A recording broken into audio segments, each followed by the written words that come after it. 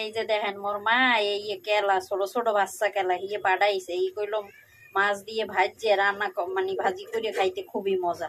তো মই আজ কইলো এই কুডে লইছি এই পানির মধ্যে কুডে লইছি আর দুগো আপনাকে দেখানোর লাগে এই আস্তা রাখছি এটুকু দিলাম রলম। এই হলো চিংড়ি মাছ দিয়ে রান্না করলে হেভি টেস্ট লাগে। তো আজকে রান্না করবো মই আজকে ইয়ে ছোট বাচ্চা কলা কুটে ধুয়ে সুন্দর করিয়ে এই যে সিদ্ধ বসাইছি এখন সিদ্ধ দিয়ে কষ হালাই দিব। তো হলুদ দিয়ে দিলাম একটু সিদ্ধর জন্য আর দিয়ে দেবো একটু লবণ সিদ্ধটা তাহলে ভালো হবে।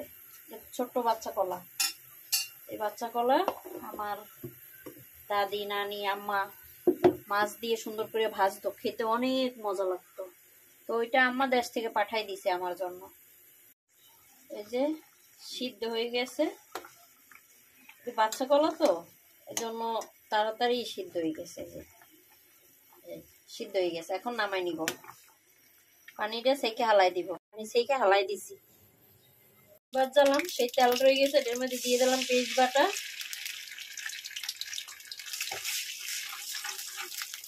দিয়ে দিলাম রসুন বাটা পরিমাণ মরিচ বাটা একটু কম দিলাম হলুদের গুঁড়া পরিমাণ মতন লবণ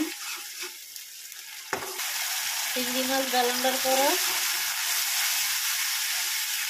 চিংড়ি মাছ ব্লেন্ডার করছিলাম সেইটা আর দিলাম চিংড়ি মাছ গুঁড়া চিংড়ি মাছ সাথে ভালো করে কষাই নেব। মশলা আমার 2 বার কষানো হয়ে গেছে এখন আমি জল দিয়ে দিব। জল বলক হয়ে গেছে এখন এই যে কলা বাচ্চা কলা সিদ্ধ করে রাখছিলাম যে সেটা দিয়ে দিলাম। এরকমের রান্না করে আপনারা খেয়ে দেখেন এত টেস্ট কি বলবো আপনাদের কাছে। মানে আমি দেশে থাকতে খাইতাম আগে বাড়িতে গেলেই আমি দেশের বাড়ি গেলেই আমার বাপের বাড়ি গেলেই আমি সবসময় খাই। একটু লাড়া দিয়ে নিব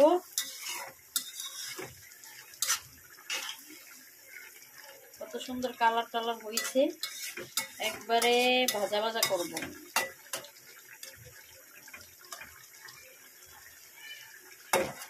সুন্দরই হয়েছে দেখতেও ভালো লাগতেছে। এই যে হয়ে গেছে আমার রান্না চুলো অফ করে দিলাম। দেখেন কত সুন্দর হয়েছে রান্নাটা। বেলে বাচ্চা কলা আপনারা সবাই রান্না করে খেতে পারেন আমার মতো। তোরা আমার বাচ্চা কলা রান্না কেমন হয়েছে সবাই কমেন্ট করে জানাইয়েন।